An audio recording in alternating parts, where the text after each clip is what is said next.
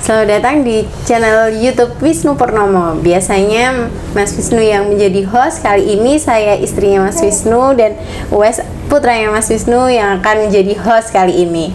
Oke, kita akan bahas terkait bisnis, Mas. Pertama, kenapa sih memilih bisnis dibandingkan menjadi seorang karyawan? Padahal kan kebanyakan fresh graduate itu ingin mencari pengalaman dengan melamar pekerjaan di perusahaan besar seperti itu. Oke. Kalau pertanyaan itu kenapa memilih bisnis ya? Ya. Jadi background itu panjang. Kenapa memilih bisnis ya? Karena ngelihat pekerjaan itu hanya bisnis yang tak tahu ini. Hanya ya bukan bisnis ya, lebih kayak dagang gitu loh. Karena kan ya ngelihat background dari sekelilingku itu dari simbah-simbah sampai ke orang tua itu ya jarang gitu yang kerja di instansi gitu loh, bahkan nggak ada yang saya lihat sebelumnya tuh yang kerja di instansi nggak ada, semuanya pure bisnis gitu, semuanya pure bisnis. Ya udah dari kecil dari lahir sampai gede ya cuma ngelihatnya orang berbisnis saja, berdagang gitu. Jadi langsung istilahnya cita-citanya sejak waktu kecil tuh orang tua udah memberi cerminan bahwa mencari bekerja itu adalah salah satunya adalah berdagang, berbisnis seperti itu ya. Ya bukan diarah ke sana ya, tetapi itu orang tua ya karena nggak pernah melihat aja gitu loh, karena sebenarnya anak kan cuma ngelihat dari apa yang dilihatnya kan. Ya saya ngelihatnya orang tua kerja itu ya dagang. Ya udah saya juga kepikirannya oh bekerja itu seperti itu gitu, mencari uang itu seperti itu ya, seperti itu yang tertanam di diri saya kayak gitu. Oke. Kapan sih memulai bisnis?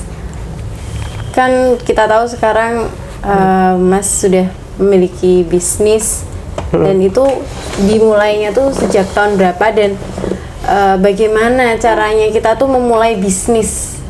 Oke, kapan dan bagaimana ya? Untuk kapan ya memulai bisnis tepatnya bagaimana dulu aja deh. Kalau kapannya kan itu agak nanti nyambung aja ya, mulai gitu. Nah, bagaimana di sini saya memulai bisnis itu diawali dari mungkin karena tadi kebiasaan melihat itu menjadi passion ya. Karena sering melihat menjadi passion, terus ya setelah gede itu yang tertanam.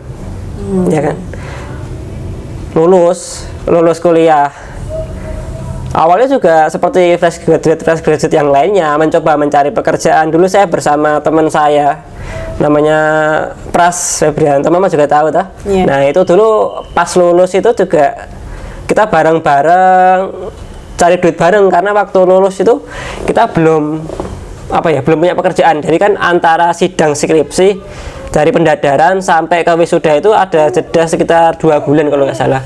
Di 2 bulan itu kan kita benar-benar nggak ada pemasukan ya. Karena kalau saya pribadi dari habis pendadaran, habis dinyatakan lulus pendadaran itu sudah nggak dapat uang saku dari orang tua. Jadi mau nggak mau harus survive. Iya, mau nggak mau harus survive. Jadi ya benar-benar nggak ada uang lagi untuk beli bensin ya bagaimanapun sisa yang ada di tabungan ya itu yang dikelola. Di situ saya sama Pras waktu itu mencoba untuk dagang plang KKN. Dari plang KKN itu pertamanya yang punya ide itu adalah teman saya namanya Sat Harimas. Dia kan tahu kalau orang tua saya bapak itu dagang kayu gitu. Teman saya tanya, kenapa kamu nggak jual plang gitu? Oh iya plang gitu. Terus saya coba langsung bikin story jual plang sekian. Tiba-tiba pas Pras itu nge-DM, balesin WA status saya kan. Ayo aku melu gitu bareng-bareng. Ayo. Udah waktu itu saya sama Pras. Satu waktu itu belum, karena waktu itu kayak belum KKN di waktu itu. Jadi yang membukakan pintu itu adalah Sat Harimas. Tapi yang partneran bisnis aku sama Pras. Nah di situ dulu data di kampus untuk KKN itu banyak, bahkan ada nomor WA-nya, ada perwakilan nomor WA-nya. Jadi bisa saya kontak satu persatu dan masuk banyak. Ya intinya hampir semua satu universitas itu pesan plang KKN di kami. Hampir 85% data itu masuk ke kami. Woi, kita bisa panen. Pras itu beli apa ya, remote, intinya dari hasil jualan itu bisa menghasilkan keuntungan. Iya, kayak Pras itu kayak beli untuk hobinya dia di pesawat ya, remodeling. Kok saya waktu itu aku beli mesin amplas gitu. Lumayan lah, ya mesinnya masih ada di kerja sampai sekarang. Itu ya awalnya begitu, awalnya terus ya itu kan nggak bertahan lama kan, nggak bertahan lama. Insidental aja. Tapi kan sebelumnya saya tuh skripsi tadi loh, skripsi tadi itu yang menjadi landasan atau pondasi untuk memulai bisnis yang dijalani saat ini. Jadi euforianya untuk wah kayaknya bisa dapat cuan banyak nih dengan berbisnis atau jualan itu memancing Mas buat melakukan bisnis yang lebih besar yang bisa ditekunin profesional gitu kan. Iya, benar. Terus dari skripsi tadi kok bisa terus dilanjutkan menjadi bisnis, terus gimana? Soalnya kebanyakan skripsi ya udah gitu aja. Gimana ya, kan kalau skripsi dulu saya bersama dosen saya namanya Pak Pariana ya, itu lebih dari dosen sih, guru. Menurutku adalah guru yang benar-benar guru gitu loh. Dia tuh nggak cuma sekedar selesai di skripsian aja, tapi benar-benar menjadikan orang itu tuh berkualitas gitu loh. Emang mendapatkan nilai di beliau itu paling susah, terkenal paling susah di jurusanku. Tapi saya ngelihat beliau itu bagus gitu loh, nggak cuman sekedar ngasih nilai ya. Kalau kamu nggak kompeten ya ngapain dikasih nilai bagus ya, sampai ngulang 3-4 kali ya itu kamu harus kompeten dulu gitu. Ya skripsi pun juga begitu, kajian teori itu lama, hampir 1 semester ya kajian teori gitu. Dan beliau waktu itu minta mahasiswanya yang skripsi itu udah teorinya minimal 2 lah. Kalau perlu juga habis teori gitu, udah nggak ada teori lagi, karena beliau memang benar-benar minta khusus untuk fokus ya. Dan situ skripsi tugas akhir selama 9 bulan itu banyak gagal ya, hampir frustasi sebenarnya di tengah jalan tuh, apa ganti dosen ya gitu ya. Kok lama banget ya, bukan lama sih, kayak sulit juga sih, tapi asik gitu loh. Beliau tuh ngasih kita kebebasan bahwa ini ada mesin, pakai aja. Aku punya tema ini ya, bikin, temukan ya. Saya dengan Pras waktu itu juga sama Pras, soalnya dengan Pras satu ruangan, satu mesin juga, kita ya setiap bareng, tugas akhir bareng. Di suatu ketika benar-benar suntuk gitu loh, Oke, kalau gitu aku desain jam tangan. Waktu itu baru hitsnya jam tangan kayu. Aku desain jam tangan kayu pakai software SolidWorks ya, software yang dipelajari di kampus. Tak desain, tak bikin kode G, tak mesining pakai mesin itu, mesin yang tak gunakan untuk skripsi, CNC milling kan. Jadi ya pertama tuh nggak jadi karena saya salah masang pahat ya waktu itu. Pahatnya masih belum tak ganti gitu. Udah tuh ganti, jadi gitu loh. Kok jadi semangat lagi kan? Semangat. Kok bisa jadi produk nih? Jadi produk nih ya gitu. Untuk jadi cuan. Itu semangat lagi, itu untuk memberikan semangat ya. Tapi kembali lagi ke realita skripsi, tugas akhirnya. Pas tahap pemesinan itu kan berhasil karena tadi terdorong semangat dari pembuatan jam. Pas masuk ke tahap berikutnya, nah ini pembuatan cetakan dari karet yang menjadi bisnis papa saya ini, atau itu sulit banget, sering gagal. Sampai tak analisis dengan cara tak video pakai HP, dulu pasti pakai HP, tongsis, tak solasi di meja. Tak solasi, tak kerjain. Oke.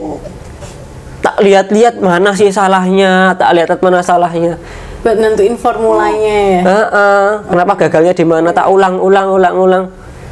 Tujuannya cuma untuk itu, dokumentasi pribadi. Iya.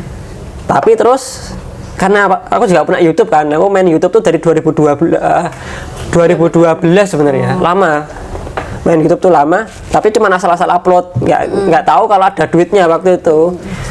Terus diberitahu sama teman saya namanya Hafiz, temen teknik juga, teknik mesin juga, satu kegiatan di satu kegiatan di ini di teknik mesin. Dulu kan ada namanya UKM lah. Oh, di UKM. Diberitahu ini ada duitnya loh. YouTube itu. Oh, apa gitu. Saya klik monetasi. Dulu monetasi itu belum kayak sekarang syarat-syaratnya, tinggal dimonetes aja. Oh, langsung lebih gitu. gampang ya. Gampang banget tanpa syarat apapun. Itu tahun 2017-an. 17. Iya. 2015 itu 2016 itu masih tanpa syarat. Papa upload jebret nyupload. Tujuannya upload itu untuk mendapatkan masukan, mendapatkan literasi dari berbagai masukan tadi loh, pertanyaan-pertanyaan. Tapi yang didapatkan apa itu adalah pesanan. Loh, aku tuh pinginnya masukan nih, kok yang dapat pesanan gitu. Ternyata banyak orang yang tertarik ya. Banyak orang yang butuh. Gitu, ternyata kegelisahan itu tuh gak cuma aku. Jadi pertama tuh dari mahasiswa yang lain, mahasiswa kampus lain, aku nggak mau nyebutin ya, mahasiswa kampus lain, terus ada pelaku bisnis juga, ada pembuat cetakan sabun, cetakan lilin, macam-macam. Tak kerjain semua mah. Tak kerjain 1, 2. Dari skripsi di akhir itu tuh sudah mulai mendapatkan pemasukan. Oh, udah ada pesanan. Banyak pesanan. Padahal skripsinya belum selesai. Belum selesai. Oh, mantap. Jadi itu kayak, tapi itu belum begitu banyak, belum begitu langsung banyak pesanannya. Pesanannya cuman mungkin seminggu ya 1, 2, tapi menurutku lumayan gitu. Ya, bisa menghasilkan lah. Bisa menghasilkan. Terus tadi disambung tadi kayak balik lagi habis itu kan ada 2 bulan kosong tuh tadi, terus disambung sama Pras bikin plang tadi. Terus ya singkat cerita Pras sudah kerja, terus ya sebenarnya aku sama Pras tuh udah cari-cari kerja lah, intinya cari-cari kerja. Terus kok feelku nggak srek ya. Dan benar aku pernah juga hampir kerja di Jakarta, tapi kok feelku nggak dapat gitu loh kerja di sana. Terus saya memutuskan untuk pulang.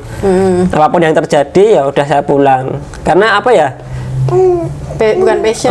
Nyawaku tuh di sini di Jogja gitu loh. Walaupun di Jogja itu UMR-nya sedikit, apa ya, serba slow, bukan tempat bekerja dan bukan tempat bikin usaha manufaktur gitu loh. Karena juga sulit kan, supplier-suppliernya itu jauh kan. Tapi saya mutusin di sini aja lah. Saya memulai dari nol ibaratnya waktu itu, Mas. Bagaimana ya tadi kan bagaimana masuk ya? Ini memulai kan di sini bagaimana masuk. Waktu itu apa kan memutuskan bahwa nek gagal ya kan aku masih bisa makan. Karena waktu itu masih belum menikah ya kan, belum nikah.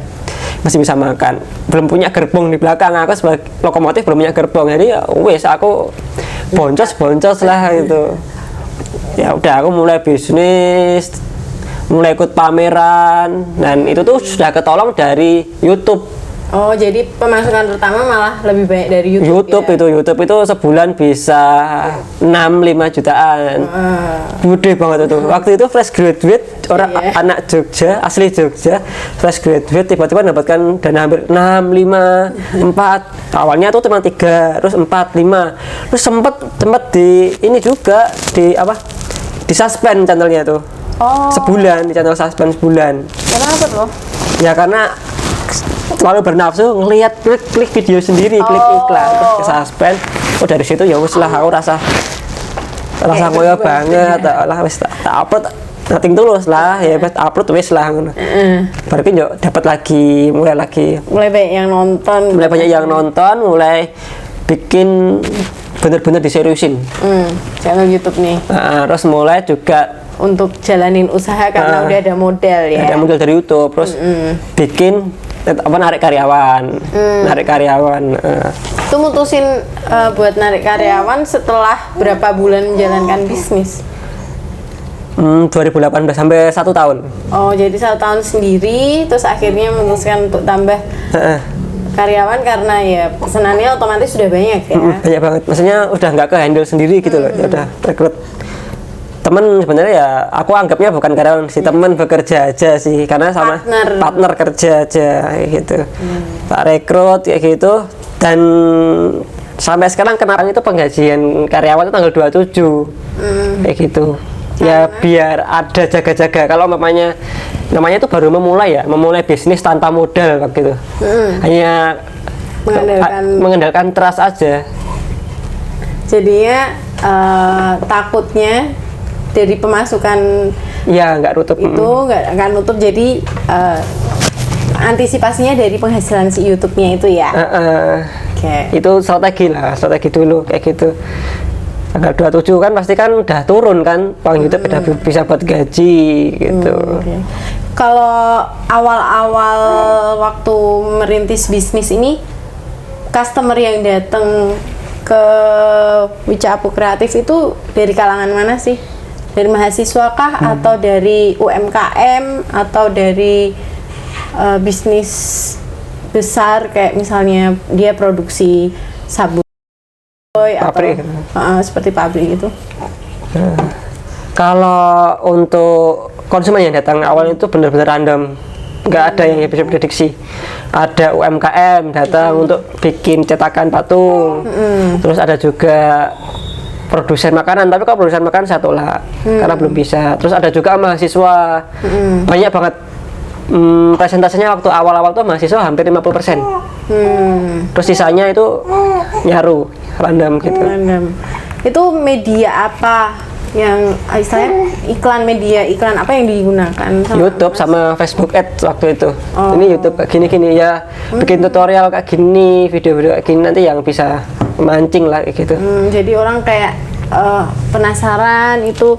Soalnya juga awalnya juga dapat customernya juga dari YouTube dari ya. YouTube. Jadi otomatis ini menjadi salah satu media promosi. Ya, gitu. Yang awalnya niatnya mencari literasi, masukan ternyata dapat penghasilan atau mendapat pasanan. Kemudian ini mungkin nggak semua orang tua atau keluarga itu mendukung anaknya ketika langsung terjun ke dunia bisnis, karena mungkin mereka pikir orang berbisnis tuh butuh modal banyak, sedangkan fresh graduate kan belum punya modal ya istilahnya. Nah, gimana sih meyakinkan orang tua untuk memberi kepercayaan kepada Mas buat jalanin bisnis ini? Kalau modal duit terus terang nggak ada. Bener-bener nggak ada waktu itu. Saya cuman megang itu 400.000 awal mulai ya. 400.000 pun nggak lengkap. Nanti yang 300.000 itu utuh, yang 100.000 itu pecah-pecah gitu, receh-receh gitu. Udah 400 itu tak puterin gulung-gulung ya. Emang modal duit nggak ada, sama sekali nggak ada. Apalagi kalau dari orang tua membangun kepercayaannya ya ngobrol aja. Alasannya jelasinnya nyari kerjaan belum dapat. Padahal emang nggak nyari, bener-bener nggak nyari.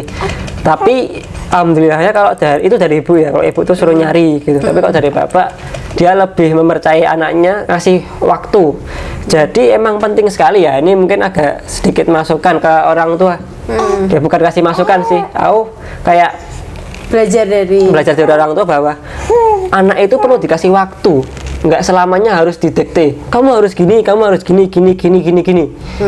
Kamu harus ikut aku, nggak perlu. Ya udah, anak itu kalau dikasih pondasi yang kuat di awal, contohnya dididik di keluarga, terus dikasih pendidikan di sekolah, tambahan yang lain-lain. Ya udah, kalau emang udah itu yakin, ya udah gede, jalanin apa yang kamu lakukan dengan serius. Makanya aku sama ini juga bilang ke mama kan, udah mama pengen apa, bebas papa, bebasin, yang penting apa yang kamu lakukan itu serius kan, nggak main-main, itu aja. Jadi bapakku tuh ngasih waktu, jadi modalnya itu bukan modal uang, tapi modal waktu dan ruang.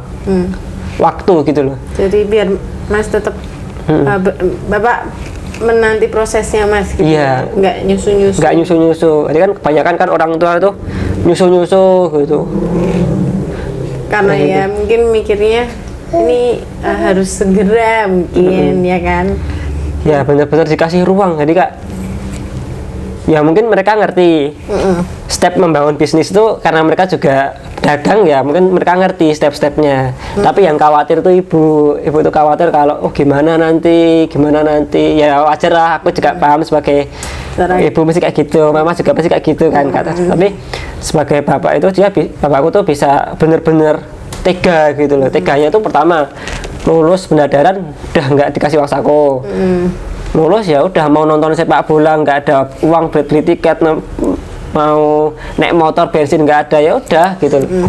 Cari ya sendiri gitu loh, itu benar-benar. Tapi ya kadang memancing, tapi kadang ibuku juga masih ngasih 100 ya benar-benar manfaatin kayak gitu-gitu. Tapi ya benar-benar ruang dan waktu tadi loh yang diberikan. Jadi ya mungkin sedikit saran lah. Aku nggak bisa ngasih saran juga sebenarnya, nggak pantas juga saya. Ya, maksudnya belajar dari pengalaman. Orang tua yang masih punya anak kecil gitu, kayaknya nggak relate juga sih. Ya mungkin besok kalau aku udah gede juga mungkin aku akan ngasih ruang yang leluasa untuk UWES dalam dia memilih apa yang dia kerjakan dan tanggung jawab. Kalau dia nggak tanggung jawab, aku sendiri yang akan memukuli itu UWES. Mengingatkan. Tak tegur lah. Ya, betul. Apapun yang kamu lakukan, yang penting halal dan serius, itu aja. Akhirnya berapa lama tuh orang tua apa ya istilahnya legowo menerima papa untuk menjalankan bisnis? Nggak ada sampai kapannya sih, kayaknya kalau dari ibu sampai sekarang masih kadang nyoba jadi dosen, nyoba nyari di apa. Bahkan kan kemarin pernah ditawarin jadi calon legislatif toh. Wah, aku ditelepon dari calon legislatif dari partai biru tua gitu toh. Aku mau jadi caleg itu agar ada modal toh. Tapi waktu itu emang dijadiin ban serep untuk ngisi-ngisi slot aja. Buat apa nih gitu, sah-sah. Tapi tertarik kah? Kalau politik aku tertarik, tapi nggak untuk saat ini sih, tapi nanti aja. Oke, sekarang berarti mulai bisnis itu sekitar tahun 2017 atau 18? Mau memulai sih 17 sih ya. 17, Tapi untuk ya. memastikan mulai benar-benar gas 2018, untuk legal 2022. Ya legal itu emang lama. Lama, dan ya. maksudnya kadang ada yang bertanya legal dulu atau bisnis dulu. Kan kita R&D dulu. Ya betul. Tapi kan R&D itu butuh pemasukan juga kan. Jadi maksudnya tetap harus ada penjualan. Nah itu. Ya kan? Nah ini penting nih. Pentingnya konsumen loyal dan kita jujur kepada konsumen. Jadi jujur aja. Dulu awal-awal saya bisnis, ini saya masih tahap riset. Jadi ngomong. Jadi konsumen tuh bisa ngasih masukan. Jadi Mas hasilnya kayak gini-gini, gimana kalau kayak giniin? Jadi kayak kita tektokan, sharing kayak gitu. biar juga membangun bisnis kita sih. Dan R&D-nya lebih murah. Iya benar-benar. Karena dibantu sama teman-teman pembeli itu, Mas kamu gini, gimana kok campurin ini? Oh iya, coba dan murah. Itu sih.